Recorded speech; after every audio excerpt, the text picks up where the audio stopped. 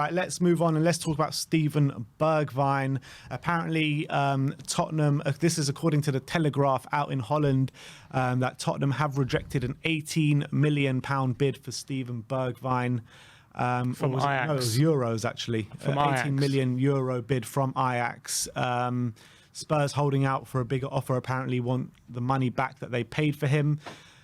I think this deal will go over the line, won't it? Yeah, this is from I can't remember his surname. It's from a guy from Mike something in out in Holland. Yeah, the Telegraph. Yeah, but this specific reporter I'm talking about, and he's been on this deal ever since like a long time. Yeah, he's at the beginning of December.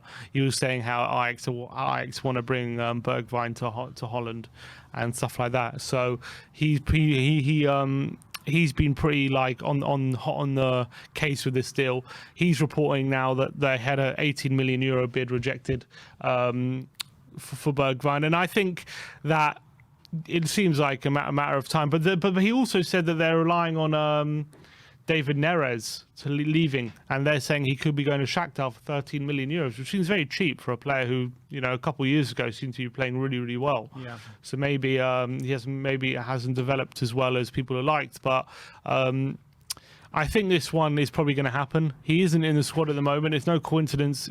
Has he played in January at all? No. How many games have we had in January? Just Watford. Last game he played was West Ham, wasn't it? What games have we had in January? Watford and Chelsea, is that it? Just those 2 games? No, we played more, haven't we? And Morecambe. Oh, yeah, that's it. So we've had those 3 games. He hasn't played at all in January. It's no surprise. It might, people might find it suspicious that all of a sudden it was Palace, yeah. That was in December. So, Conte said he picked up an injury in that game. He said it was a slight knock or something, and all of a sudden we haven't seen him since. No surprise that since January he's opened. He hasn't been seen. Are we saving him for a transfer, or is he genuinely injured? I'm not 100% sure. Could be either. But €18 million, I wouldn't accept that. But I think I don't think we're going to get our money back at 20. I think it was £27 million. I don't think we're going to get that. But I think somewhere between 20 and 25 million. I think maybe like 23, something like that. I'd agree. I mean, the annoying thing is that we need him at the moment.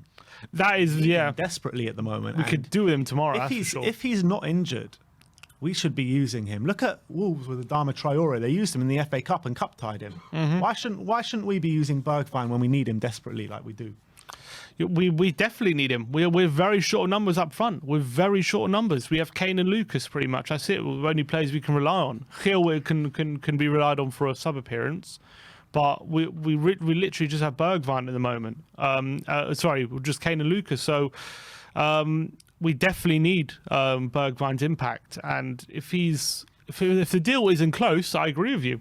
I completely agree with you. If it's not close, and if he's fit, he is technically injured. That's what they're saying. So he might actually be injured. And then what can we do? But if he isn't, then 100% we're kind of screwing ourselves by not using him and doing that, because we have no options, and we could really use someone like Bergwijn who can make an impact in a game like tomorrow.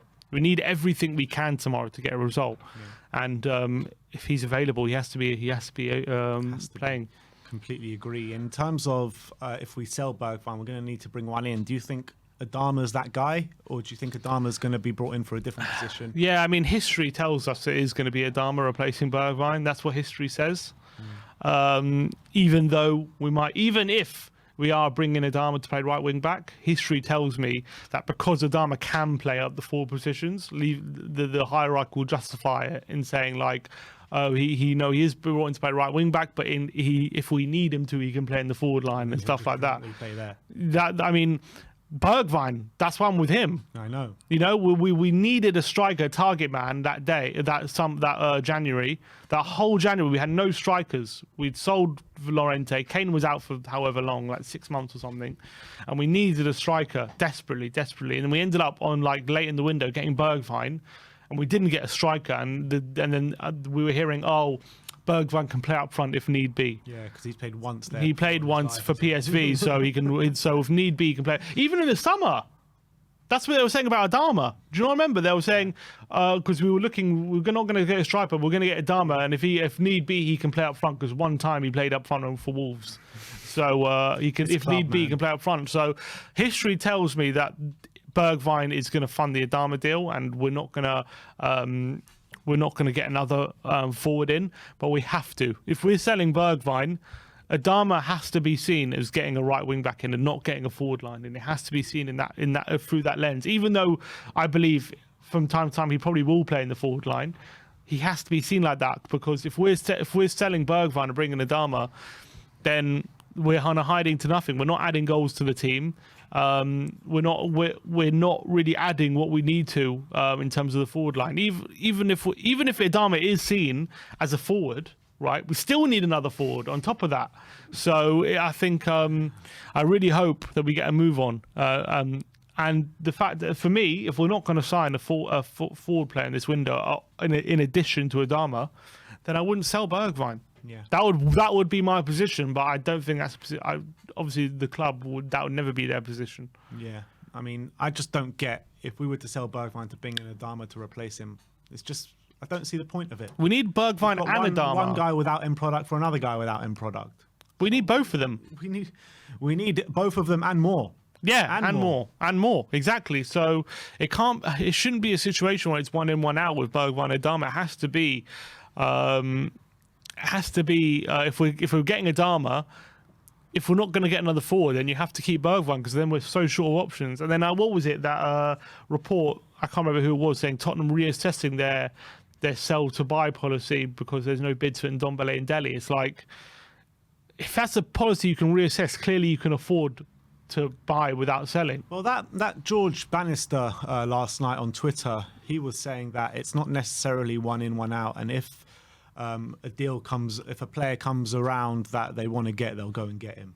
I mean, I don't know who this George guy is, but he seems to have some sort of links into the club, doesn't he? Yeah, he usually gets things spot on. Well, look, and I hope he's right. I hope he's not one in, one out. But it's always what we're hearing, isn't it? All the time. That's always the noises when it comes from like people like Ali Gold. He always. Yeah, it's true. I guess Ali Gold's always very conservative, though. He's always saying one in, one out, and he said, "Oh, there's no money to spend. It's one in, one out." And then in that season, we spent like 50, 60 million and hardly sold anyone. Last summer. Yeah. Yeah. You remember at the beginning of the window, he's like, yes, it's one in, one out. There's hardly any money to spend and all that kind of stuff. And then we started signing Reguilon for 30 million, this one, that one. Yeah, true. So we hear this and these noises all the time. Maybe it's just what the club want to push out in terms of, trying to get their targets on the down low.